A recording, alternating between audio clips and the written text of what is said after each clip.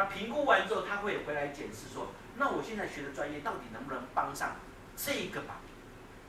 你看这个过程不就是我们一个人学专业到最后贡献给社会的完整历程吗？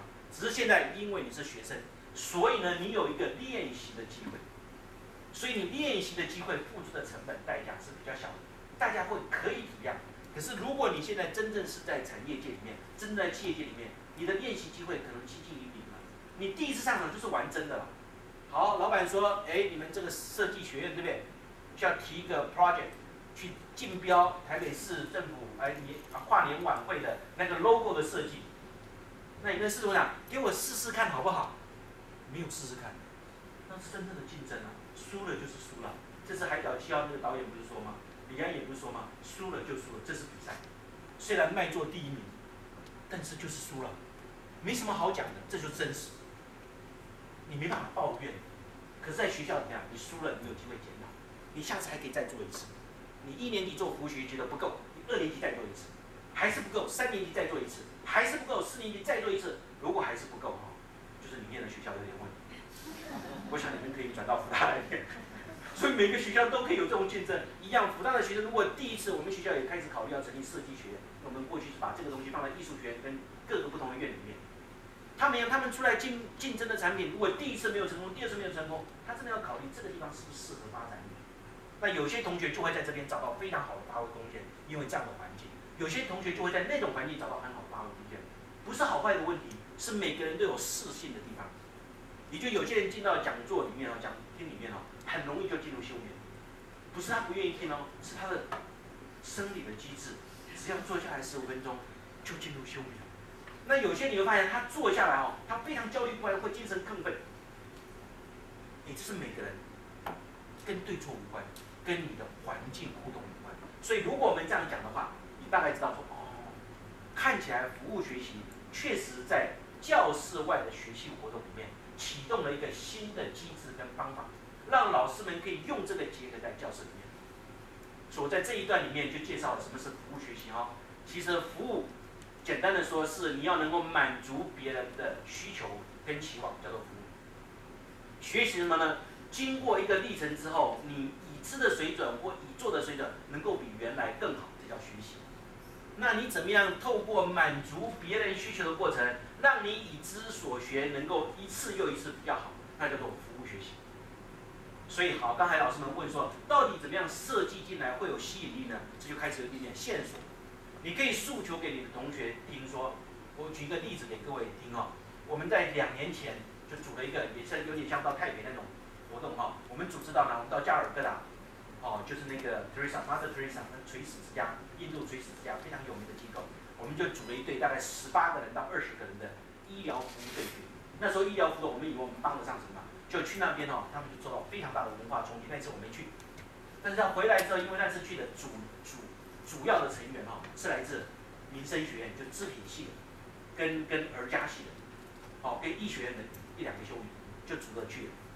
去了之后呢，他们就发现说，其实他最需要的服务，因为他们很大的冲击是，所谓垂死之家，就是他们这些修女们、这些义工们到街上，去抬回来大概剩下几天生命的路上的流浪汉，或是垂死的人，搬回他的垂死之家，给他最后2天的照顾到3天的照顾。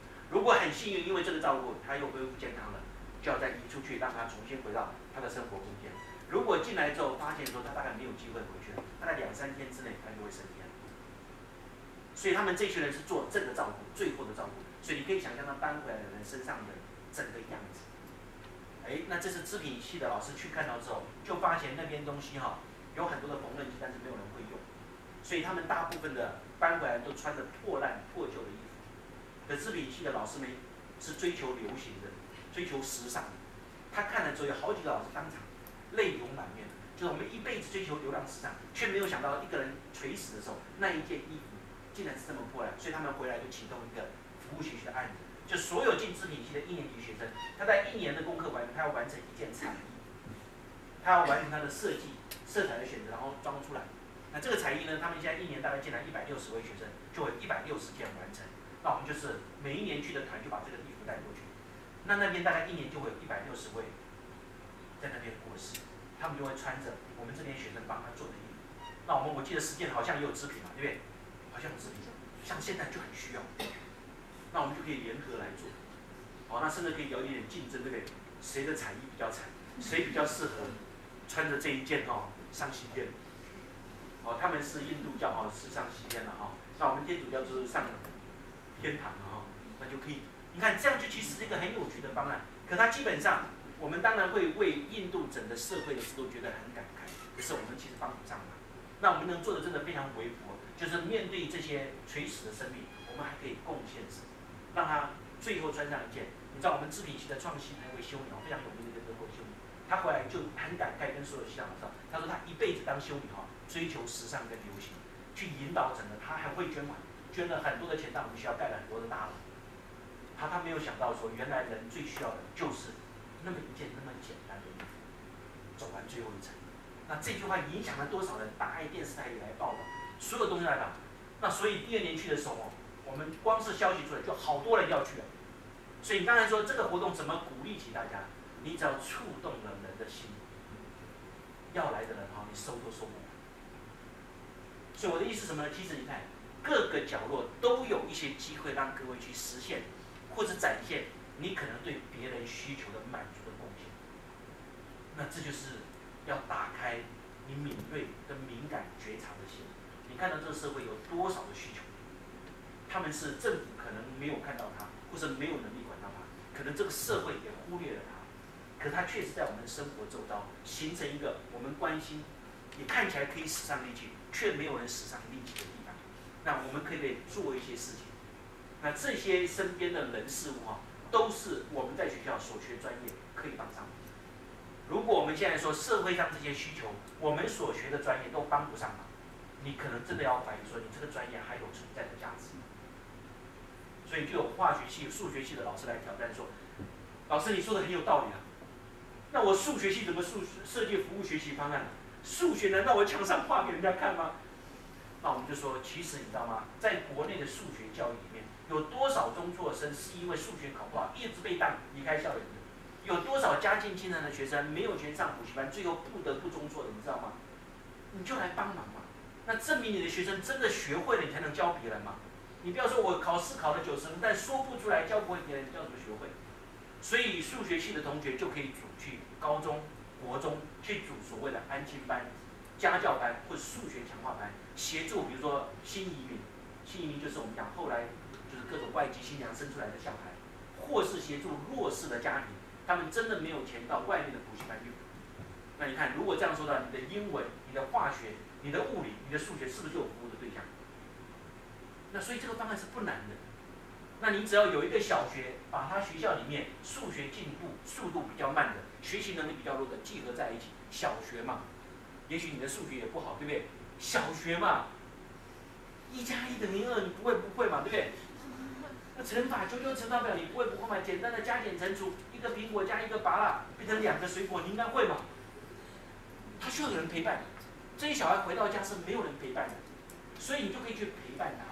那这种服务学习当然是最入门、最初阶的，可到国中、高中就不是了他真的是要面对联考，他还有身心的辅导，压力太大，他可能想要翘家。